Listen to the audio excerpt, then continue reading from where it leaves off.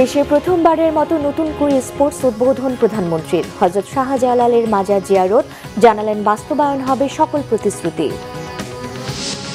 কাল থেকে ঢাকায় বিএনপি সরকারের প্রথম ডিসি সম্মেলন চলবে 4 দিন। আলোচনায় আসবে 498 প্রস্তাব। বেশি গুরুত্ব পাবে ভূমি ব্যবস্থাপনা, আইন শৃঙ্খলা, কর্মসংস্থান।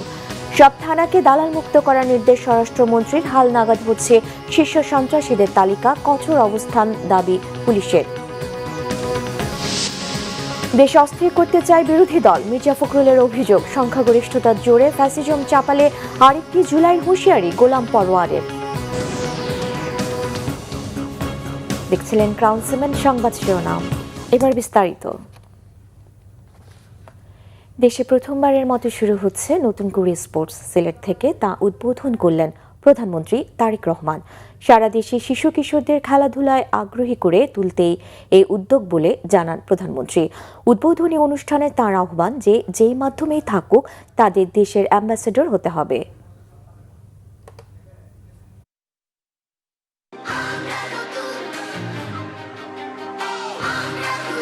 শিশু কিশোরদের প্রতিভা অন্বেষণে 1976 সালে যাত্রা শুরু হয়েছিল নতুন কুড়ির। বাংলাদেশ টেলিভিশনের 80 দশকের জনপ্রিয় এই অনুষ্ঠানের মাধ্যমে অনেক প্রতিভা উঠে এসেছে শিল্পাঙ্গনে। বহু বছর পর সেই পরিচিত নাম আবার ফিরে এসেছে, তবে এবার মঞ্চে নয়, সবুজ মাঠগালিচায়। যাত্রা শুরু হলো নতুন এক স্বপ্ন, নতুন কুড়ি স্পোর্টসের। সকাল থেকেই উৎসব মুখর সিলেট জেলা স্টেডিয়াম। কানায় কানায় পূর্ণ গ্যালারি, মাঠে খুদে ক্রীড়াবিদদের চমকপ্রদ প্রদর্শনী। সব আয়োজন এক উপলক্ষ ঘিরে নতুন কুড়ি স্পোর্টসের উদ্বোধন। ছোট বন্ধুরা, আনুষ্ঠানিকভাবে এখন তোমাদেরকে সাথে নিয়ে আমরা নতুন করে স্পোর্টস আনুষ্ঠানিক উদ্বোধন ঘোষণা করলাম। প্রধানমন্ত্রী জানান, খেলাধুলা এখন শুধু আর বিনোদন নয়, এটি বিশ্বজুড়ে সম্মানজনক ও লাভজনক পেশা। খেলোয়াড়দের অর্থনৈতিক নিরাপত্তা নিশ্চিত করার বিষয়ে সরকারের প্রতিশ্রুতি বাস্তবায়ন শুরু হয়েছে। স্পোর্টস নিয়ে আমরা কি করব, বিভিন্ন বিষয়ে আলাপ করলাম। আলাপ করতে করতে এক পর্যায়ে আমরা খাবার টেবিলে বসে ঠিক করলাম যে আমরা নতুন করে স্পোর্টস চালু করব বাংলাদেশে। তরুণ প্রতিভা তুলে আনার লক্ষ্যে দেশের 64 জেলায় একযোগে শুরু হচ্ছে নতুন করে স্পোর্টস। জেলা পর্যায়ে 1,67,000-এর বেশি শিশু কিশোর এই আসরে অংশ নিচ্ছে। তারেক রহমান বলেন, আজকের শিশুরা ক্রীড়ার মাধ্যমে আগামী দিনে বাংলাদেশের প্রতিনিধিত্ব করবে। যে গান শিখতে চায় সে গান শিখবে, সেই ব্যবস্থা আমরা করব। যে মিউজিশিয়ান হতে চায় সে মিউজিশিয়ান হবে, সেই ব্যবস্থা ইনশাল্লাহ আমরা করব। যে খেলতে চায় সে খেলার হবে, সেই ব্যবস্থা আমরা ইনশাল্লাহ করব। ঠিক আছে, এই তোমাদের সাথে আমার কন্ট্রাক্ট। কিন্তু ওই যে প্রথমে যেটা বললাম, তোমাদের সকলকে বাংলাদেশের অ্যাম্বাসেডর হতে হবে। প্রথম ধাপে 12 থেকে 14 বছরের শিশু কিশোর এই মেগা ইভেন্টে অংশ নেবে।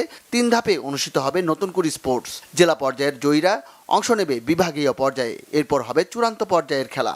এবারের আসরে থাকছে 8টি ডিসিপ্লিন। ফুটবল, ক্রিকেটের সঙ্গে থাকছে কাবাডি, সাঁতার, ব্যাডমিন্টন, দাবা, অ্যাথলেটিক্স ও মার্শাল আর্টস।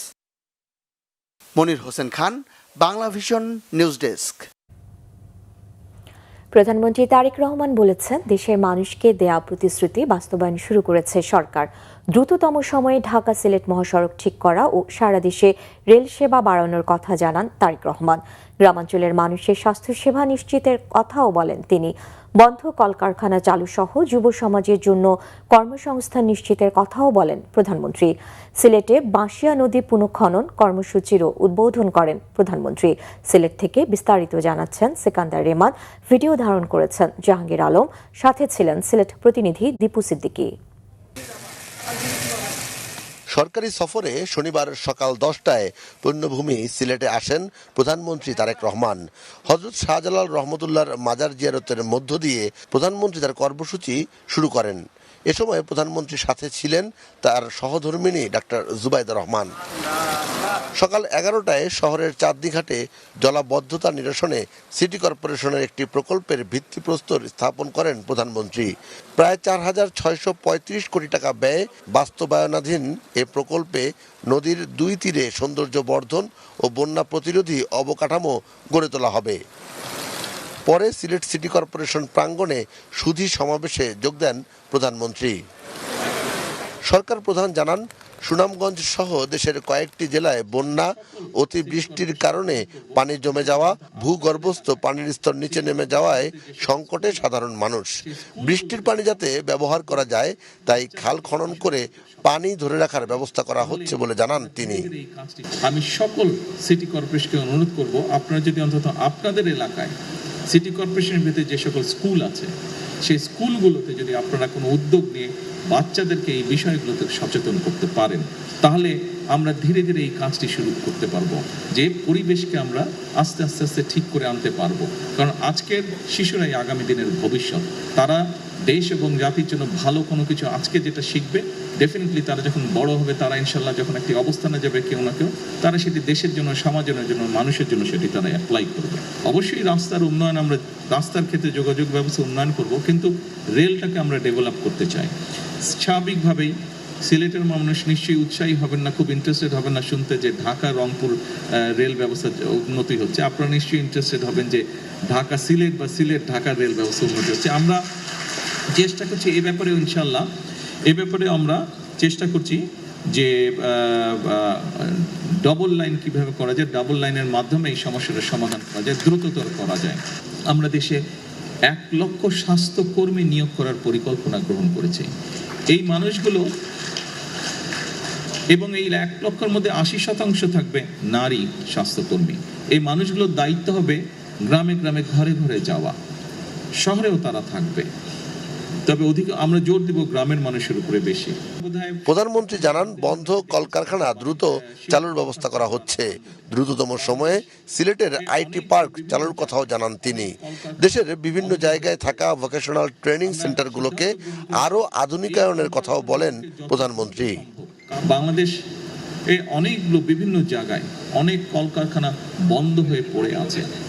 আমরা সিদ্ধান্ত গ্রহণ করেছি এই কলকারখানাগুলোকে যত দ্রুত সম্ভব কারণ বের করে, যত দ্রুত সম্ভব, যদি দরকার হয় আমরা প্রাইভেটাইজ করবো সেগুলোকে। এই কাজটি শুরু করতে পারলে একদিকে সারা দেশে বহু কর্মসংস্থানের ব্যবস্থা হবে। 2.5 মাস বয়সে একটি শিশু কিন্তু হাঁটতে পারে না। শিশুটাকে হাঁটতে হলে আরো কিছুদিন অপেক্ষা করতে হয়। বর্তমান সরকারের বয়স 2.5 মাসের মতো। তবে আমরা এরই ভিতরে আমরা যে সকল কমিটমেন্ট দেশের মানুষের সামনে উপস্থাপন করেছিলাম, দেশের মানুষকে আমরা দিয়েছিলাম, সেই কমিটমেন্টগুলো বাস্তবায়নের কাজ আমরা শুরু করেছি। সুধী সমাবেশের পর সিলেট সদর উপজেলার কাশীপুর ইউনিয়নে বাইশা নদীর পুনর্খননের কর্মসূচির উদ্বোধন করেন প্রধানমন্ত্রী। প্রতিকূল আবহাওয়ার মাঝেও প্রধানমন্ত্রী তারেক রহমান সিলেটে এসে প্রতিটি কর্মসূচি সফলতার সাথে শেষ করলেন। তিনি বললেন, দেশের উন্নয়নে এবং জনগণের উন্নয়নের জন্য তরুণ সমাজকে এগিয়ে আসতে হবে। কর্মমুখী শিক্ষা বাস্তবায়নের মাধ্যমে আগামী দিনে সবার জন্য একটি বাসযোগ্য বাংলাদেশ গড়ে তুলতে চান প্রধানমন্ত্রী তারেক রহমান। সিকান্দার রেহমান, বাংলা ভিশন, সিলেট। আগামীকাল থেকে ঢাকায় শুরু হচ্ছে 4 দিনব্যাপী জেলা প্রশাসক সম্মেলন। বিএনপি সরকার গঠনের পর প্রথমবার হতে যাওয়া এই সম্মেলন উদ্বোধন করবেন প্রধানমন্ত্রী তারেক রহমান। এই সম্মেলনে আলোচনায় উঠছে ডিসিদের দেয়া 498টি প্রস্তাব। শনিবার বিকালে সচিবালয়ে মন্ত্রিপরিষদ সম্মেলন কক্ষে এক সংবাদ সম্মেলনে এসব তথ্য জানান মন্ত্রিপরিষদ সচিব নাসিমুল গনি। তিনি জানান, এবারে ডিসি সম্মেলনে মোট 34টি অধিবেশন থাকছে। এই অধিবেশনগুলোতে আলোচনার জন্য জেলা প্রশাসকদের দেয়া প্রস্তাব থেকে বাছাই করা 498টি প্রস্তাব নিয়ে আলোচনার পর প্রয়োজনীয় দিক নির্দেশনা দেবেন সরকারের নীতি নির্ধারকরা। জেলা প্রশাসকরা যাতে রাজনৈতিক প্রভাবমুক্ত হয়ে কাজ করতে পারেন সে বিষয়টিও আলোচনায় আসবে। সবচেয়ে বেশি প্রস্তাব রয়েছে স্বাস্থ্য খাত নিয়ে। অতিরিক্ত সচিব হুমায়ুন কবির জানান, সম্মেলনে ভূমি ব্যবস্থাপনা, আইন শৃঙ্খলা, স্থানীয় সরকার ও দুর্যোগ ব্যবস্থাপনা গুরুত্ব পাচ্ছে। সম্মেলনে নির্ধারিত অধিবেশন ছাড়াও রাষ্ট্রপতি, স্পিকার ও প্রধান বিচারপতির সঙ্গে সাক্ষাৎ করবেন জেলা প্রশাসকরা। ইতিমধ্যে অনেকগুলো উন্নয়ন কার্যক্রম শুরু হয়ে গেছে, যেগুলো সবগুলো ক্রস কাটিং, মানে একটা সেক্টরাল হচ্ছে তা না, বহু সবাইকে জড়িয়ে নিয়ে চলছে। বিশেষ করে যে তথ্য সংগ্রহের কাজগুলো চলছে, আপনারা জানেন যে এটা একটা বিরাট কাজ। একটা কার্ডের জন্য একটা মানুষের তথ্য সংগ্রহ করা, সেটা সরকারের বিভিন্ন অঙ্গ থেকে নিয়ে প্রতিটি ইউনিয়ন পর্যায়ে কাজগুলো হচ্ছে। তো এটা প্রত্যেকটা একটা ছোট্ট পাইলট ডেমনস্ট্রেশন হয়ে গেছে। এগুলোতে প্রত্যেকেরই অবজারভেশন আছে, এর মধ্যে অনেক ভুলভ্রান্তি পাওয়া যাচ্ছে, যেগুলো কিভাবে কারেকশন করে আমরা এগিয়ে নিয়ে যেতে পারি, সেই সমস্ত ব্যাপারগুলোতে প্রত্যেকটা সেক্টরই ডিটেইলড আলাপ আলোচনা হবে বলে আমরা আশা করছি। রাজধানী ঢাকা সহ সারা দেশের থানাগুলোকে দালাল মুক্ত করার নির্দেশ দিয়েছেন স্বরাষ্ট্রমন্ত্রী সালাউদ্দিন আহমদ। রমনা মডেল থানা পরিদর্শনকালে পুলিশের ঊর্ধ্বতন কর্মকর্তা সহ সংশ্লিষ্টদের এই নির্দেশ দেন তিনি। পরিদর্শনের সময় স্বরাষ্ট্রমন্ত্রী থানার বিভিন্ন কক্ষ ও হাজতখানা সহ থানার সার্বিক পরিবেশ পর্যবেক্ষণ করেন। থানার ওসি ও ডিউটি অফিসার সহ কর্তব্যরত পুলিশ সদস্যদের সঙ্গে কথা বলেন, তাদের খোঁজ খবর নেন এবং বিভিন্ন সমস্যার কথা মনোযোগ দিয়ে শোনেন। মন্ত্রী সততা, ন্যায়নিষ্ঠা ও আন্তরিকতার সঙ্গে সাধারণ জনগণকে সেবা দিতে পুলিশ সদস্য সহ সংশ্লিষ্টদের নির্দেশ দেন। পুলিশ সদস্যদের মধ্যে কারো বিরুদ্ধে দায়িত্বে অবহেলা ও দুর্নীতির অভিযোগ প্রমাণিত হলে কঠোর ব্যবস্থা নেওয়া হবে বলেও হুঁশিয়ারি ব্যক্ত করেন স্বরাষ্ট্রমন্ত্রী।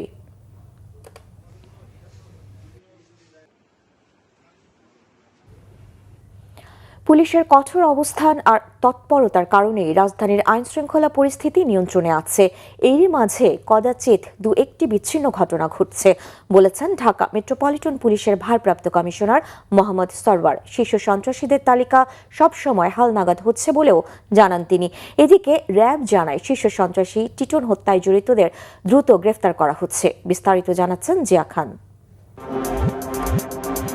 2001 সালের 26 ডিসেম্বর স্বরাষ্ট্র মন্ত্রণালয় 23 শীর্ষ সন্ত্রাসীর তালিকা প্রকাশ করে। এরপর এদের মধ্যে কয়েকজন জেলে থাকলেও বেশিরভাগ সন্ত্রাসী ছিল পলাতক এবং দেশের বাইরে।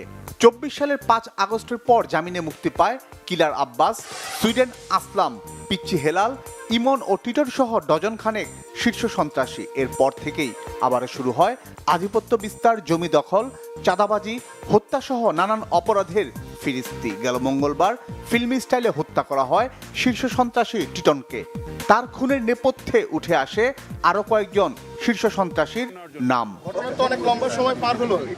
এমন বাস্তবতায় ডিএমপি কমিশনার দাবি করেন পলাতক এবং জামিনে থাকা সব সন্ত্রাসী তাদের নজরদারিতে রয়েছে। পুলিশের তৎপরতার কারণে অপরাধ কম হচ্ছে। প্রতিনিয়ত ঘটছে না, দুই একটা কদাচিৎ ঘটতেছে তাদের মধ্যে। তারা কিন্তু ওই সাধারণ জনগণকে বা সাধারণ মানুষকে কিন্তু আক্রমণ করতে পারতেছে না আমাদের নজরদারি এবং অ্যাকশন নেওয়ার জন্য। সন্ত্রাসীদের তালিকা হালনাগাদও হচ্ছে এবং শীর্ষ সন্ত্রাসী তেমন নেই, যারা আছে তারা আগের শীর্ষ সন্ত্রাসী সহযোগী বা ওই রকম শাস্তি চাচ্ছে। আমাদের মনিটরিং, অবজারভেশন এবং ব্যবস্থা সবই নেওয়া হইতেছে এবং হালনাগাদ করা হচ্ছে। তথ্য আছে, যেগুলো আছে ওগুলো অ্যারেস্ট করার জন্য অভিযান চলতেছে। এখন তো বললে ওরা পালিয়ে যাবে। এদিকে টিটন হত্যায় ছায়াতদন্ত শুরু করেছে র্যাব। বিষয়টি যেহেতু এখনো তদন্তাধীন এবং নিরাপত্তার স্বার্থে অথবা এই মামলার স্বার্থে, সার্থকতার স্বার্থে আসলে এই বিষয়টি এখনই আপনাদের সামনে বলা সম্ভব হচ্ছে না। সন্ত্রাসী সম্পর্কে তথ্য দিয়ে সহযোগিতা করতে দেশবাসীর প্রতি অনুরোধ আইনশৃঙ্খলা বাহিনীর।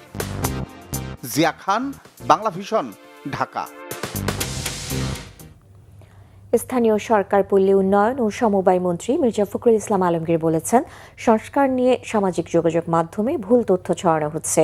বিরোধী দল মানুষকে ভুল বোঝাচ্ছে, আন্দোলন করছে। তারা দেশকে অস্থিতিশীল করতে চায় বলে মন্তব্য করেন তিনি। আগারগাঁও কৃষি বিশ্ববিদ্যালয়ের অডিটোরিয়ামে জিয়া পরিষদের চেয়ারম্যান ডাক্তার আব্দুল কুদ্দুসের স্মরণ সভায় এই দোয়া মাহফিলে তিনি এসব কথা বলেন। এলজিআরডি মন্ত্রী বলেন, ডাক্তার আব্দুল কুদ্দুস একজন অমায়িক মানুষ ছিলেন। তিনি জিয়াউর রহমানের সাথে যুদ্ধ করেছেন, কিন্তু তাকে প্রাপ্য সম্মান দেওয়া যায়নি। মির্জা ফখরুল বলেন, আজকের সমাজ তার সমস্ত মূল্যবোধকে হারিয়ে ফেলেছে। সরকারের ভেতর যত যাচ্ছেন তিনি তত আতঙ্কিত হচ্ছেন বলে মন্তব্য করেন। সমাজের সব দিকে ছড়িয়ে আছে দুর্নীতি, অনিয়ম আর স্বজনপ্রীতি। দেশে এখন নিয়ম হয়েছে, তদবির ছাড়া কোনো কাজ হবে না। এমন একটা সমাজে কিভাবে দেশ এগিয়ে যাবে, এমন প্রশ্ন রাখেন মন্ত্রী। মির্জা ফখরুল বলেন, সংস্কারে যেগুলো একমত হয়নি তাতে নোট অফ ডিসেন্ট দিয়েছে বিএনপি, কিন্তু এখন বিরোধী দল অবলীলায় বলছে সব করতে হবে। যে আলোচনার মধ্যে যেগুলোতে আমরা একমত হব না সেগুলোতে আমরা নোট অফ ডিসেন্ট দেব। আমরা নোট অফ ডিসেন্ট দিয়েছিলাম। এখন অবলীলায় বলছে যে না, সবটাই করতে হবে, আনুপাতিক হারে আপার চেম্বার হবে। এটা আমরা কখনোই কি করিনি। অনেকগুলো বিষয় আছে যেগুলো আমরা একমত হইনি, সেগুলো তারা বলে দিল যেগুলো হবে। আর এই নির্বাচনের পরে যারা নির্বাচিত হবেন তারা আপনার সংবিধান সংস্কার পরিষদ গঠন করবে না। কারণ একটা ভুল ধারণা দেওয়া হচ্ছে জনগণের মধ্যে, বিশেষ করে আপনাদের ওই সোশ্যাল মিডিয়ার মধ্যে, যে বিএনপি সংস্কার মানে না। এখন আপনার জামাতের নেতৃত্বে 11 দল, তারা এটার উপরে আন্দোলন করছে। উদ্দেশ্যটা কি? উদ্দেশ্য হচ্ছে আবার বাংলাদেশকে ডিস্টেবিলাইজ করা, অস্থিতিশীলতার দিকে নিয়ে যাওয়া। সংখ্যাগরিষ্ঠতার দোহাই দিয়ে ফ্যাসিজম চাপালে দেশ আবার জুলাইয়ের পথে যাবে বলেছেন জামায়াতে ইসলামী সেক্রেটারি জেনারেল অধ্যাপক Mia Golam Parwar. Khulna press club banquet হলে এক সেমিনারে প্রধান অতিথির বক্তব্যে তিনি কথা বলেন। মিয়া পরওয়ার বলেন, জুলাই সনদ ও গণভোটকে আলাদা করে ফেলেছে সরকার। বলেন, জুলাই সনদ অক্ষরে অক্ষরে পালন করবে বললেও গণভোটকে এড়িয়ে গিয়ে হাসিনার পথে হাঁটছে বিএনপি। সেমিনারে সভাপতিত্ব করেন মহানগর জামায়াতে ইসলামীর আমির মোহাম্মদ মাহফুজুর রহমান। বক্তব্য রাখেন খুলনা 6 সংসদ সদস্য মাওলানা আবুল কালাম আজাদ ও খুলনা 2 আসনের শেখ মোহাম্মদ জাহাঙ্গীর হুসাইন হেলাল। তার সাথে একাত্মতা প্রকাশ করে না মানার কারণে তাদের পরিণতি খুবই খারাপ হয়েছে। তারা জানাচ্ছে কাজেই তাদের 5 কোটি মানুষ বলছে যে বিএনপির এই 10টা নোট অফ ডিসেন্ট খারিজ, আর আপনি পার্লামেন্টে ডেলিগেটেড পাওয়ার নিয়ে বলবেন যে না এটা মানতে হবে। এটা হচ্ছে জনগণের উপরে জোর করে চাপিয়ে দেওয়া। That is called fascism. এটাকেই বলে কর্তৃত্ববাদী শাসন। মেজরিটির জোরে ক্ষমতা চাপিয়ে দিয়ে সেদিকে এই দেশ ধাবিত হলে আবার হয়তো আমাদেরকে আর একটা জুলাইয়ের রক্তাক্ত পরিণতির অপেক্ষা করতে হবে। হামের প্রাদুর্ভাব কোনোভাবেই কমছে না। শিশু হাসপাতাল, ডিএনসিসি, মুগদা সহ হাম চিকিৎসায় নির্ধারিত হাসপাতালগুলোতে রোগীর চাপ সেটাই বলে দিচ্ছে। অপেক্ষাকৃত জটিল রোগীরা ভর্তি হচ্ছে এসব হাসপাতালে। চাহিদা অনুযায়ী বেড কিংবা আইসিইউ না পাওয়ায় বিপাকে পড়ছেন রোগীর স্বজনরা। চিকিৎসকরা বলছেন তারা যথাসাধ্য সেবা দিচ্ছেন। হামে আক্রান্ত হয়ে গেল 24 ঘন্টায় আরও 4 শিশুর মৃত্যু হয়েছে। বিস্তারিত সৈকত সাদিকের প্রতিবেদনে। রাজধানীর শিশু হাসপাতাল শনিবার এই হাসপাতালে ভর্তি রয়েছে হাম আক্রান্ত 81 শিশু। এর মধ্যে আইসিইউতে আছে 14 জন। ঢাকা শহর ছাড়াও আশেপাশের বিভিন্ন জেলা থেকে হাম আক্রান্ত শিশুরা ভর্তি হয়েছে এখানে। প্রথমে নিউমোনিয়া হয়, তারপরে নিউমোনিয়া হওয়ার পরে হচ্ছে টিটি টিকা দেওয়া হয়। টিকা দেওয়ার পরে পরের দিন থেকে হচ্ছে ওর ওই গোটা গোটা হামের লক্ষণ ওইটা দেখা দেয়। তারপরেই হচ্ছে আমরা এখানে নিয়ে আসছি। আমি নিয়ে আসছিলাম কাশি, জ্বর, ঠান্ডা, কিন্তু এখন আল্লাহর কাশি একটু কমছে, হামও একটু কমছে। হাম থেকে সুস্থ হলেও নিউমোনিয়া সহ নানা কারণে অনেক শিশু ভর্তি রয়েছে দীর্ঘদিন। বিভিন্ন বেসরকারি হাসপাতালে চিকিৎসা করানোর পর সুস্থ না হওয়ায় দ্বারস্থ হন রাজধানীর এই বিশেষায়িত হাসপাতালে। এতে আর্থিক চাপে পড়েছেন অনেকেই। তবে হামের সার্বিক চিত্র নিয়ে বেশ উদ্বিগ্ন প্রতিটি স্বজন। প্রাইভেটের থেকে যাই ভালো হয়, আবারই অসুস্থ, পরে আবার বড় ডাক্তার দিয়েছি, দেওয়ার পরে ময়মনসিংহ ভর্তি হয়েছিলাম। হাম উঠছিল তখন, হাম নিউমোনিয়া একসাথে। পরে ময়মনসিংহ আবার 8 দিন থাকার পরে হাম ভালো হয়েছে, কিন্তু নিউমোনিয়া ভালো হইতেছে না। পরে আবার এই জায়গায় আসছে। সরকারি হাসপাতালগুলোতে ভর্তি হওয়ার আগে একটু সব কিছু যাচাই বাছাই করে, হ্যাঁ, বিশেষ করে সিটগুলো ম্যানেজ করে তারপরে এখানে আসা সবচেয়ে বেটার হবে। এখানে যদি সিট না পেয়ে আসে তাহলে ভোগান্তিটা একটু শিকারই হবে। চিকিৎসকরা বলছেন চলমান পরিস্থিতিতে শিশুদের হাম থেকে রক্ষা করতে হলে অবশ্যই স্বাস্থ্যবিধি মেনে চলতে হবে।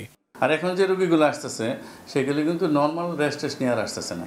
এখন ক্রিটিক্যাল রোগীগুলো অল্প ভর্তি হচ্ছে। আগে যেমন 25টা 30টা প্রতিদিন ভর্তি হতো, এখন কিন্তু ভর্তি হয় 3টা 4টা 5টা, কিন্তু প্রত্যেকটা রেফার্ড কেস এবং complicated case, either severe diarrhoea or meningitis, encephalitis or severe pneumonia, এগুলো নিয়ে আসতেছে।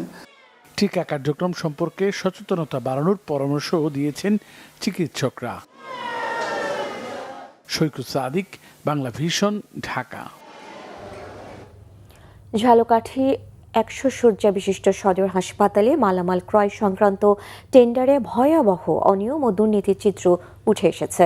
তাতে দেখা যায় ঠিকাদার প্রতিষ্ঠান টেক স্কোয়াড তাদের ইচ্ছামতো চাহিদাপত্র তৈরি করে কার্যাদেশ প্রক্রিয়া বাস্তবায়ন করে। যেখানে 70 লাখ টাকার একটি এক্স-রে মেশিনের দাম ধরা হয় 2,95,00,000 টাকা।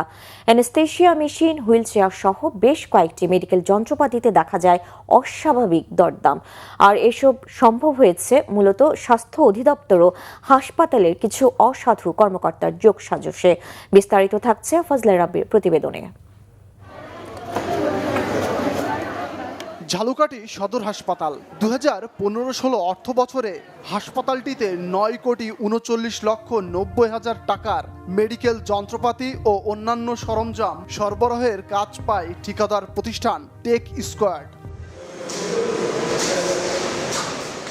কাগজে কলমে টেন্ডার প্রক্রিয়ার পুরো ধাপ মানা হলেও বাংলাভিশনের হাতে আসা নথি বলছে পুরো প্রক্রিয়াটি ছিল জালিয়াতি। হাসপাতালের যন্ত্রাংশ কেনাকাটা বাবদ new vision মেডিসিস্টেম, Phulhar and company সহ মোট 3টি প্রতিষ্ঠানের কাছ থেকে মালামাল ক্রয়ের কোটেশন সংগ্রহ করে ওই সময়কার হাসপাতালের বাজার দর যাচাই বাছাই কমিটি। তবে বিপত্তি বাধে ওখানেই। খোঁজ নিয়ে জানা যায় ওই 3টি প্রতিষ্ঠানের কেউই মালামাল ক্রয় বাবদ কোনো ধরনের কোটেশন দাখিল করেননি। এখানে এই কোটেশনের নিচে যাদের সিগনেচার আছে এদের মধ্যে কোনো একটা সিগনেচার আসলে আমাদের না। তা আমরা যদি কোথাও কোনো কোটেশন দেই আমাদের নিজেদের প্যাডে, সেটা যেভাবেই হোক না কেন সেখানে আমাদের একটা সিল থাকে, একটা সাইন থাকে, এবং আমার জানা মতে আমাদের সাইন সিগনেচার আপনি যে খুব একটা নকল করতে পারবেন সেটা আমরা দেখলেও বুঝতে পারি আর কি। তো আপাতত এই যে আপনি যে কাগজটা আমার সামনে দিলেন, এখানে যতজন লোকের সিগনেচার আছে এর মধ্যে কোনো কেউই আমরা না এবং আমাদের সিগনেচারও এটা না। এখন প্রশ্ন হলো তাহলে কিভাবে সম্পন্ন হলো টেন্ডার প্রক্রিয়া? অভিযোগ আছে ইচ্ছামতো চাহিদাপত্র তৈরি করে ওই ঠিকাদার প্রতিষ্ঠানকে কাজ পাইয়ে দিতে সাহায্য করেন তৎকালীন সিভিল সার্জন আব্দুর রহমান। যদিও এসব বিষয়ে সরাসরি কথা বলতে রাজি হননি তিনি। এখন হলো 26 সাল, এইটা 2015 সাল, আজকে এটা 26 সাল।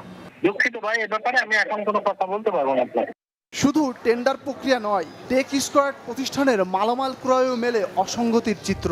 2016 সালে 83,000 মূল্যের একটি এক্স-রে মেশিন বিক্রি করে 2,95,00,000 টাকায়। ওই একই এক্স-রে মেশিন 2018 সালে প্রতিষ্ঠানটি বিক্রি করে 1,90,00,000 টাকায়। 5,000 টাকা মূল্যের আমদানিকৃত চাইনিজ একটি হুইল চেয়ারের দাম দেখানো হয় 24,000 টাকা। এছাড়াও প্রতিষ্ঠানটি 2021 সালে জার্মানি ব্র্যান্ডের একটি এনেস্থাসিয়া মেশিনের প্রতি ইউনিট দাম দেখায় 20,80,000 টাকা। অথচ ওই একই মেশিন 2016 সালে তারা সরবরাহ করে দ্বিগুণের চেয়ে বেশি দামে। বাংলাদেশি মার্কেটে এসব যন্ত্রাংশ বিক্রি করে এমন কয়েকটি প্রতিষ্ঠানের সঙ্গে আমরা কথা বলি, তারাও দরদামে কিছুটা অসঙ্গতি দেখতে পান। 1000 এক্স-রে মেশিন, এটার অ্যাপেলেম ফ্রান্সের একটা সাপ্লাই দেওয়া হয়েছে, যে মেশিনটার আপনার বাংলাদেশে ওই সময়কার কারেন্সিতে, অর্থাৎ 16 সালের কথা বলতেছেন তো, ওই হিসাবে আমার অ্যাকর্ডিং টু মাই নলেজ এটা 1.25 থেকে 150 ক্রোর একটা সেট সলিউশনের দাম হওয়া উচিত। বাট এই জায়গাটা আমার কাছে একটু বেশ অসামঞ্জস্য মনে হলো। আপনার জানি না আপনার এখানে বিট ভ্যালুটা আপনারা যেটা দেখাচ্ছেন, সো এটা যদি 2,95,00,000 বিক্রি হয় তাহলে এটা আপনার অনেক একটা প্রায় জাস্ট ডাবল দাম এটা সোল্ড হচ্ছে। সো এটা একটা আনজাস্টিফাইড একটা ব্যাপার আমার কাছে পরিলক্ষিত হচ্ছে। খোঁজ নিয়ে জানা যায় টেক স্কোয়াড প্রতিষ্ঠানটির কর্ণধর মোহাম্মদ জাকির হোসেন পাটোয়ারি, যিনি একই সাথে আলমদিনা গ্রুপের ব্যবস্থাপকের দায়িত্বে আছেন। এসব বিষয়ে তার সঙ্গে একাধিকবার কথা বলতে চাইলেও সাড়া মেলেনি। আপনি যে নম্বরটিতে কল করেছেন তা এই মুহূর্তে ব্যস্ত আছে। এমনকি ট্রেড লাইসেন্সের দেয়া ঠিকানা ধরে প্রতিষ্ঠানটির খোঁজ করতে গেলে সেখানেও পাওয়া যায়নি প্রতিষ্ঠানটির অস্তিত্ব। হ্যাঁ, পরিচিত, বাট ওরকম ভাবে না। ফজলে রাব্বি, বাংলাভিশন, ঢাকা। স্বাধীন গণমাধ্যম প্রতিষ্ঠা করা সরকারের প্রতিশ্রুতি বলে জানিয়েছেন তথ্য ও সম্প্রচার মন্ত্রী জহিরুদ্দিন স্বপন। বলেন, অপতথ্য মোকাবেলায় সরকার এক ধরনের যুদ্ধে নেমেছে। জনগণকে সাথে নিয়ে সরকার গণমাধ্যমের স্বাধীনতা ও অপতথ্যকে মোকাবেলা করতে পারবে বলে আশা তথ্যমন্ত্রীর। তিনি বলেন, সবাই মিলে এই যুদ্ধে দাঁড় করিয়ে যেতে পারলে ভবিষ্যতে কোনো বিপথগামী কোনো রাজনৈতিক শক্তি এই ধরনের প্রাতিষ্ঠানিক কাঠামো ভাঙার সুযোগ পাবে না। গালমান শফির রিপোর্ট। বিশ্ব গণমাধ্যম দিবস উপলক্ষে স্বাধীন গণমাধ্যমের নতুন চ্যালেঞ্জ অপতথ্য আমাদের করণীয় নিয়ে সেমিনার অনুষ্ঠিত হয়। বাংলাদেশ ফেডারেল সাংবাদিক ইউনিয়ন ও ঢাকা সাংবাদিক ইউনিয়ন যৌথভাবে জাতীয় প্রেস ক্লাবে এই সেমিনারের আয়োজন করে।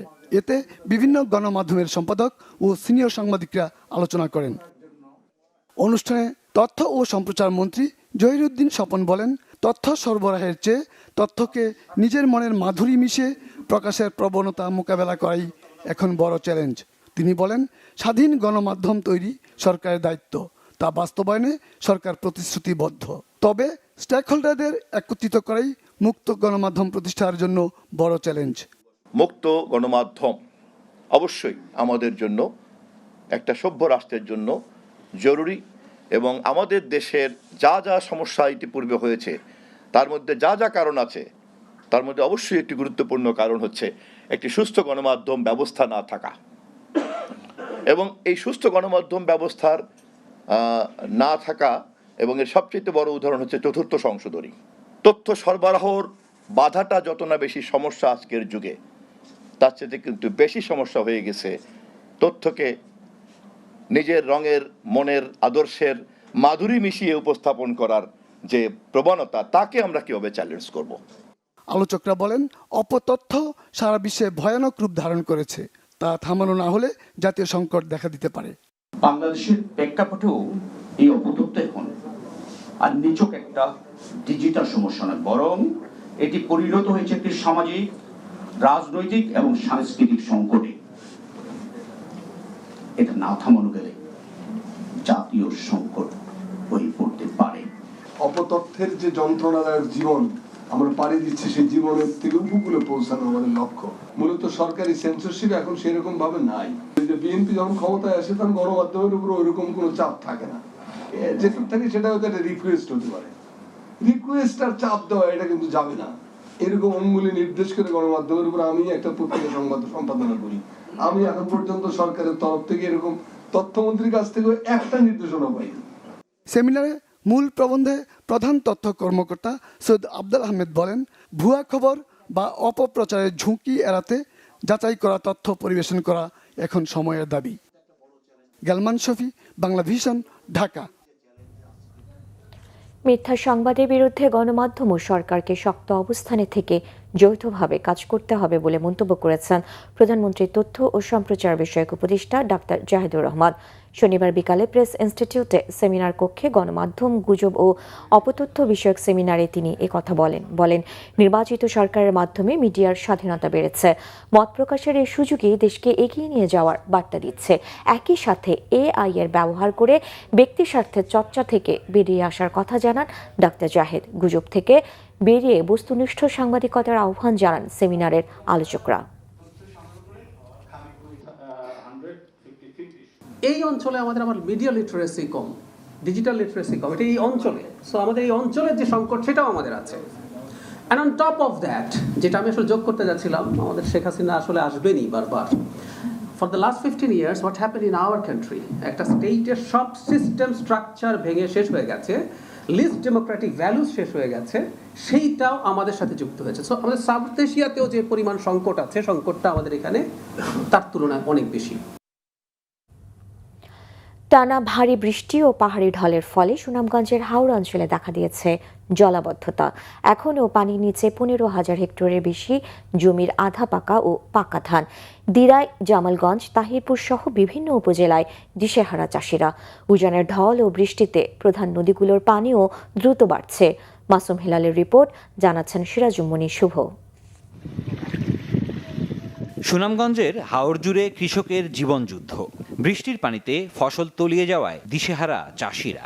শুক্রবার ভোররাত থেকে সুনামগঞ্জের মধ্যনগর উপজেলার কাইল্লানিতে বাঁধের ওপর দিয়ে পানি উপচে পড়া শুরু হয়েছে। ফলে শালদিঘা হাওরের হাজারো কৃষক পড়েছেন চরম দুশ্চিন্তায়।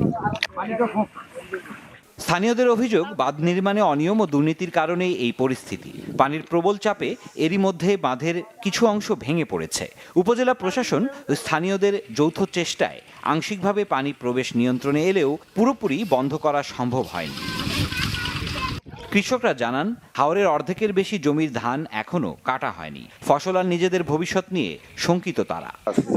প্রাকৃতিক দুর্যোগে মানুষের যে ক্ষয়ক্ষতি হয়েছে, এই ক্ষয়ক্ষতি অপূরণীয়। হাওর থেকে একটা খাসা ধান তুলছি, ফাইনে ধরে দিছে। অনেক বৃষ্টি, জ্বরের মাঝে ধান কাটতেছি, এই ফসলে আমরা জীবন। এদিকে শনিবার শাল্লা উপজেলার ক্ষতিগ্রস্ত কয়েকটি হাওর পরিদর্শন করেছেন জামায়াত নেতা শিশির মনির। এমন পরিস্থিতির পুনরাবৃত্তি যাতে না ঘটে, সেজন্য সমন্বিত হাওরের পরিকল্পনা তৈরির দাবি তার। কিন্তু 3 মাসের ব্যবস্থা তো কাজ হবে না। এখানে সমন্বিত পরিকল্পনা দরকার হবে, যে ভবিষ্যতে আর এরকম কোনোদিন হবে না। 1টা 2টা অনুদান দেওয়ার ব্যবস্থা করার নাম কৃষক বাঁচানো না। আপনারা করবেন হলো সমন্বিত পরিকল্পনা করবেন। টানা বৃষ্টির কারণে মাটি ক্ষয় হয়ে বাঁধ নিচু হয়ে যাওয়ায় এই বিপত্তি বলে জানিয়েছেন সংশ্লিষ্টরা। বাঁধ রক্ষায় সব ধরনের পদক্ষেপ নেওয়ার কথাও জানিয়েছেন তারা। তাদের কি ধরনের হেল্প প্রয়োজন, তাদের জ্বালানি সমস্যা হচ্ছে কিনা হারভেস্টে চালানোর জন্য, তাদের শ্রমিক বিষয়ে প্রয়োজন, সেটা কিভাবে সমাধান করে দেওয়া যেতে পারে, তারা যেন সরজমিনে যেয়ে সেটা করছে। প্রতিদিন তার রিপোর্টও দিচ্ছে। প্রায় প্রতি বছর কৃষকের পাকা ধান ভেসে যায় জলাবদ্ধতায়। এ থেকে মুক্তির জন্য স্থায়ী সমাধান চান তারা। সিরাজুম মুনির শুভ, বাংলা ভিশন, নিউজ ডেস্ক। বড় ধরনের অনিয়ম অভিযোগ ছাড়াই সৌদি আরবের উদ্দেশ্যে ঢাকা ছেড়ে যাচ্ছেন হজ যাত্রীরা। এবার সরকারি বেসরকারি ব্যবস্থাপনায় হজে যাচ্ছেন ৭৮,৫০০ জন। গেল শুক্রবার উদ্বোধনের পর থেকে এই পর্যন্ত মোট ১১০টি হজ ফ্লাইটে ৪৩,০৯৯ জন হজ যাত্রী সৌদি পৌঁছেছেন। বিমান বাংলাদেশ এয়ারলাইন্সের পাশাপাশি সৌদি এয়ারলাইন্স এবং ফ্লাইন্স এয়ারলাইন্স ফ্লাইটগুলো পরিচালিত হচ্ছে। কোনো সমস্যা ছাড়াই হজ ক্যাম্পে অবস্থান করছেন হাজিরা। এদিকে তাদের সার্বক্ষণিক সেবা দিতে কাজ করছে বেশ কয়েকটি সংগঠন। তথ্য ডেস্কের মাধ্যমে সাহায্য করছেন তাদের। সেন্টার ফর পলিসি ডায়ালগ সিপিডির নির্বাহী পরিচালক ডক্টর ফাহমিদা খাতুনের মতে জ্বালানি তেল একটি কৌশলগত পণ্য, আর মধ্যপ্রাচ্য যুদ্ধ সহ যে কোনো হুটহাট বৈশ্বিক ধাক্কা সামলাতে হলে বাংলাদেশকে নিজেদের অর্থনীতির ভিত শক্ত করতে হবে, নিশ্চিত হতে হবে দীর্ঘমেয়াদে জ্বালানি নিরাপত্তা। রাজধানীতে ডিবেট ফর ডেমোক্রেসি আয়োজিত ছায়া সংসদ বিতর্ক প্রতিযোগিতায় এসব বলেন তিনি। ডক্টর ফাহমিদা খাতুন বলেন, জ্বালানি তেলের মূল্যের প্রভাব পড়ে সবখানে। যদিও বাংলাদেশে জ্বালানি তেলের মূল্য বৃদ্ধি হয়েছে বৈশ্বিক কারণে। বিশ্ব বাস্তবতায় বাংলাদেশের আগামী বাজেট কেবল আয় ব্যয় হিসেব দেখলে হবে না বলে মনে করেন ডক্টর ফাহমিদা খাতুন। বলেন, এটি প্রণয়ন করতে হবে দক্ষতার সাথে। এতে একই সাথে রাজস্ব আদায় বৃদ্ধি ও বিনিয়োগ কর্মসংস্থানের দিকে নজর দিতে হবে সরকারকে। দাতা সংস্থা IMF এর ঋণ ছাড়ের শর্তগুলো বাংলাদেশের দুর্নীতি, দক্ষতা বৃদ্ধি ও সুশাসনের সাথে সম্পর্কিত বলেও মন্তব্য করেন ডক্টর ফাহমিদা খাতুন। একটা অস্থিতিশীল অবস্থার মধ্যে রয়েছে এবং এই অস্থিতিশীলতাটা আর আমরা সামনের অদূর ভবিষ্যতে এটা চলে যাবে এটা দেখছি না। আমরা এমন একটা সময়ে বাস করছি, আসলে এই অস্থিতিশীলতার মধ্যেই আমাদেরকে বাস করতে হবে এবং এরকম অনিশ্চয়তাটা থাকবে। সেজন্য আমাদের যেটা প্রয়োজন সেটা হচ্ছে যে আমাদের নিজেদের অর্থনীতির ভিত্তিটাকে শক্তিশালী করতে হবে। সেই ভিত্তিটা শক্তিশালী করাটা একটা চ্যালেঞ্জিং বিষয়। নেপালের রাজধানী কাঠমান্ডুতে অনুষ্ঠিত হলো টেক জায়ান্ট ওয়ালটনের গ্লোবাল ডিস্ট্রিবিউটর মিট 2026। এতে নেপাল ও বাংলাদেশ থেকে ওয়ালটনের 2.5 শতাধিক ডিস্ট্রিবিউটর বা বিজনেস পার্টনার অংশ নেন। সম্প্রতি কাঠমান্ডুর এক 5 তারকা হোটেলে এই আয়োজন করা হয়। এই উদ্যোগের উদ্দেশ্য বিশ্বব্যাপী ওয়ালটনের গ্লোবাল বিজনেস পার্টনার নেটওয়ার্ককে বিস্তৃত ও আরও সুদৃঢ় করা। সম্মেলনে অংশ নেওয়া ওয়ালটন কর্তৃপক্ষ বিজনেস পার্টনারগণ বিশ্বের শতাধিক দেশে ওয়ালটন পণ্য রপ্তানির লক্ষ্যে এগিয়ে যাওয়ার প্রত্যয় ব্যক্ত করেন। এতে প্রধান অতিথি হিসেবে উপস্থিত ছিলেন নেপালে নিযুক্ত বাংলাদেশের রাষ্ট্রদূত মোহাম্মদ শফিকুর রহমান। এছাড়া ভার্চুয়াল মাধ্যমে অনুষ্ঠানে যোগ দেন ওয়ালটন হাইটেক ইন্ডাস্ট্রিজ PLCর ব্যবস্থাপনা পরিচালক SM মাহবুবুল আলম। তিনি বলেন, ওয়ালটন ইতোমধ্যে এশিয়া, মধ্যপ্রাচ্য, আফ্রিকা, ইউরোপ ও আমেরিকার 55টিরও বেশি দেশে নিজস্ব ব্র্যান্ড বিজনেস সম্প্রসারণ করেছে। বর্তমানে 100টি দেশে ওয়ালটনের পণ্য পৌঁছে দেওয়ার লক্ষ্য বাস্তবায়নে দ্রুত এগিয়ে চলছে।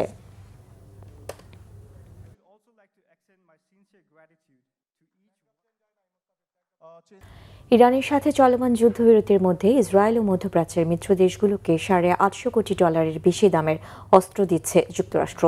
এতে করে জোরালো হচ্ছে আবারও যুদ্ধ শুরুর শঙ্কা। তবে যুক্তরাষ্ট্রের দুঃসাহসিকতা বা যে কোনো ধরনের বোকামির পাল্টা জবাব দেওয়ার হুঁশিয়ারি দিয়েছে ইরানের সামরিক বাহিনী। পাশাপাশি হরমুজ প্রণালীতে নিজেদের নিয়ন্ত্রণ বাড়ানোর ঘোষণাও দিয়েছে দেশটির ইসলামিক বিপ্লবী বাহিনী। জবাবে হরমুজ প্রণালী পার হতে ইরানকে টোল দেয়া শিপিং কোম্পানিগুলোর উপরেও নিষেধাজ্ঞার হুমকি দিয়েছে যুক্তরাষ্ট্র। এদিকে ইরান যুদ্ধে যুক্তরাষ্ট্রের কড়া সমালোচনা করেছে জার্মানি। নতুন করে হামলা শুরু হলেও যুদ্ধে না জড়ানোর সিদ্ধান্তে অনড় ফ্রান্স। সঞ্জিদা ইসলাম তন্নির ডেস্ক রিপোর্ট। যুক্তরাষ্ট্র ও ইসরায়েল নতুন করে হামলা চালানোর দুঃসাহস বা বোকামি করলে তার জবাব দিতে প্রস্তুত আছে হুঁশিয়ারি দিয়েছে ইরানের সামরিক বাহিনী। আর হরমুজ প্রণালীতে মার্কিন অবরোধের পরিধি বাড়ানোর জবাবে আরব উপসাগর থেকে 2000 কিলোমিটার উপকূলীয় এলাকা পর্যন্ত বিশেষ বলয় প্রতিষ্ঠার ঘোষণা দিয়েছে ইসলামী বিপ্লবী বাহিনীর নৌ শাখা। আবারও হামলার প্রস্তুতি নিচ্ছে যুক্তরাষ্ট্রও। এরই মধ্যে সংক্ষিপ্ত কিন্তু শক্তিশালী আগ্রাসনের ঘোষণাও দিয়েছে ট্রাম্প প্রশাসন। ইরানের ওপর হামলা চালাতে এতদিন শুধু মার্কিন সেনাদের প্রস্তুত করলেও এবার ইসরায়েল সহ কুয়েত, কাতার ও সংযুক্ত আরব আমিরাতের কাছে নতুন করে $860 কোটি বেশি দামের অস্ত্র বিক্রির অনুমোদন দিয়েছে যুক্তরাষ্ট্র। এর একদিন আগেই ইসরায়েলে পৌঁছে গেছে 6500 টন মার্কিন সামরিক সরঞ্জাম। ইরানের সাথে শান্তি চুক্তিতে আগ্রহী দাবি করে আসা ডোনাল্ড ট্রাম্প কেন মিত্রদের অস্ত্র ভান্ডার ভরছেন? আবারও হামলা শুরু হলে কি মধ্যপ্রাচ্যের বন্ধু রাষ্ট্রগুলোকেও সরাসরি দলে টানার ছক কষছেন মার্কিন প্রেসিডেন্ট? মুখে ইরানের সাথে শান্তি চুক্তি করতে চান দাবি করলেও ট্রাম্পের একের পর এক সামরিক সিদ্ধান্ত মধ্যপ্রাচ্যে আবারও যুদ্ধ শুরুর আভাসই দিচ্ছে। ইসরায়েলে যে মার্কিন অস্ত্র সরবরাহ শুরু হয়েছে তা আরও কয়েকদিন চলবে বলে আগেই জানিয়েছে ইসরায়েলি প্রতিরক্ষা মন্ত্রণালয়। এরই মধ্যে কাতারে $410 কোটি, কুয়েতে $250 কোটি ও সংযুক্ত আরব আমিরাতে $14.5 কোটি বেশি মূল্যের অস্ত্র বিক্রির অনুমোদন যুদ্ধ শুরুর আশঙ্কার পালেই যেন হাওয়া দিচ্ছে। এছাড়া শান্তি প্রতিষ্ঠার লক্ষ্যে মধ্যস্থতাকারী পাকিস্তানের মাধ্যমে আবারও ওয়াশিংটনকে যে প্রস্তাব পাঠিয়েছে ইরান তাতেও রাজি নন ডোনাল্ড ট্রাম্প। শান্তি চুক্তির ভবিষ্যৎ নিয়ে প্রকাশ করেছেন সংশয়। শুধু তাই নয়, হরমুজ প্রণালীতে ইরানি নৌবন্দরের ওপর চলমান অবরোধের মাত্রা বাড়ানোর ঘোষণাও দিয়েছেন। হরমুজ পার হতে ইরানকে টোল দেয়া শিপিং কোম্পানিগুলোর ওপরে দিয়েছেন নিষেধাজ্ঞার হুমকি। শুধু হুমকি দিয়েই ক্ষান্ত হচ্ছে না ইরান। আমেরিকার সম্ভাব্য হামলার জবাব দিতে মাটির নিচে চাপা পড়া মিসাইল ও গোলাবারুদ উদ্ধারের কাজ শুরু করেছে তেহরান। শুক্রবার অবিস্ফোরিত বোমা অপসারণের সময় ঘটা বিস্ফোরণে ইসলামিক বিপ্লবী বাহিনী IRGCর 10 জনের বেশি সদস্য নিহত হয়েছে। এদিকে ইরান যুদ্ধ জড়ানোর পর থেকেই যুক্তরাষ্ট্রের সাথে তার ইউরোপীয় মিত্রদের সম্পর্কের ফাটল বেড়েই চলেছে।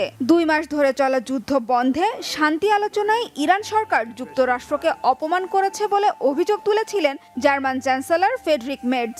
জবাবে জার্মান চ্যান্সেলরের বিরুদ্ধে ইরানের পারমাণবিক সক্ষমতাকে সমর্থনের অভিযোগ এবং জার্মানি থেকে 5000 মার্কিন সেনা ফিরিয়ে আনার নির্দেশ দিয়েছেন ট্রাম্প। এতে তিক্ততা আরও বেড়েছে দুই দেশের মধ্যে। মার্কিন প্রেসিডেন্ট ডোনাল্ড ট্রাম্পের যুদ্ধ কৌশলের কড়া সমালোচনা করেছেন জার্মান ভাইস চ্যান্সেলর লার্স ক্লিংবাইল। চ্যান্সেলরের পক্ষ নিয়ে ক্লিংবাইল বলেন, ডোনাল্ড ট্রাম্পের কাছ থেকে জার্মানদের কোনো উপদেশের প্রয়োজন নেই। ট্রাম্পের নিজের তৈরি করা জগাখিচুড়ি পরিস্থিতির দিকে নজর দেওয়া উচিত বলেও কটাক্ষ করেন জার্মান ভাইস চ্যান্সেলর। আর যুক্তরাষ্ট্র ও ইসরায়েল নতুন করে ইরানে হামলা শুরু করলেও যুদ্ধে জড়াবে না বলে আবারও সাফ জানিয়েছে ফ্রান্স। সানজিদা ইসলাম তন্নি, বাংলা ভিশন, নিউজ ডেস্ক। 4 মে থেকে শুরু হবে ঢাকা প্রিমিয়ার লিগ। সেই লক্ষ্যে মিরপুরে লিগের লেগো ও ট্রফি উন্মোচন করলেন বিসিবি সভাপতি তামিম ইকবাল। বলেছেন, বোর্ডের দায়িত্ব নেওয়ার পর প্রিমিয়ার লিগ আয়োজনই ছিল বড় চ্যালেঞ্জ। সবচেয়ে বেশি ক্রিকেটারের প্রতিনিধিত্ব থাকায় এবং তাদের প্রধান আয়ের এই লিগকে ঘরোয়া ক্রিকেটে ইকোসিস্টেমের খুব গুরুত্বপূর্ণ আসর হিসেবে চিহ্নিত করেছেন তামিম ইকবাল। 10টি দল নিয়ে শুরু হচ্ছে এই লিগ।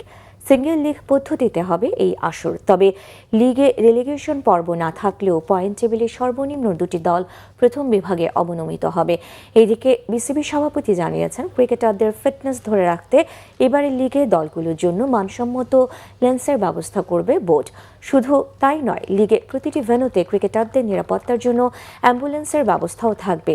লিগে আইসিসির দুর্নীতি বিরোধী নিয়ম কানুনও কঠোরভাবে মেনে চলা হবে। ঢাকা লিগে এবার কেউ ড্রেসিং রুমে ফোন ব্যবহার করতে পারবে না, মাঠে ঢুকেই ফোন জমা দিতে হবে। সুযোগ সুবিধা অবশ্যই আমাদের তরফ থেকে দিব, but as board, as cricket board, যে এই টাকাগুলো আমরা কিভাবে করে রিকভার করব, কিভাবে করে আমাদের রেভিনিউ বাড়াবো, এটা আমাদের দায়িত্ব। হ্যাঁ, আপনি যদি লাস্ট ইয়ারের থেকে কম্পেয়ার করেন, এক্সপেন্সেস বেড়েছে, নো ডাউট, বাট আমার জন্য এই সংবাদ শেষ করব ক্রাউন 7 শিরোনামগুলো আরেকবার জানিয়ে। দেশে প্রথমবারের মতো নতুন করে স্পোর্টস উদ্বোধন প্রধানমন্ত্রীর। হযরত শাহজালালের মাজার জিয়ারত, জানালেন বাস্তবায়ন হবে সকল প্রতিশ্রুতি। কাল থেকে ঢাকায় বিএনপি সরকারের প্রথম ডিসি সম্মেলন চলবে 4 দিন। আলোচনায় আসবে 498 প্রস্তাব। বেশি গুরুত্ব পাবে ভূমি ব্যবস্থাপনা, আইন শৃঙ্খলা, কর্মসংস্থান। সব থানাকে দালাল মুক্ত করার নির্দেশ স্বরাষ্ট্রমন্ত্রীর। হালনাগাদ হচ্ছে শীর্ষ সন্ত্রাসীদের তালিকা, কঠোর অবস্থান দাবি পুলিশের। দেশ অস্থির করতে চায় বিরোধী দল, মির্জা ফখরুলের অভিযোগ। সংখ্যাগরিষ্ঠতার জোরে ফ্যাসিজম চাপালে আরেকটি জুলাইয়ের হুঁশিয়ারি গোলাম পরওয়ারের। এই ছিল এখনকার মতো। পরের সংবাদ রাত 10:30। এর আগে 9টায় নিউজ 20 দেখার আমন্ত্রণ রইল। এতক্ষণ সাথে থাকায় ধন্যবাদ।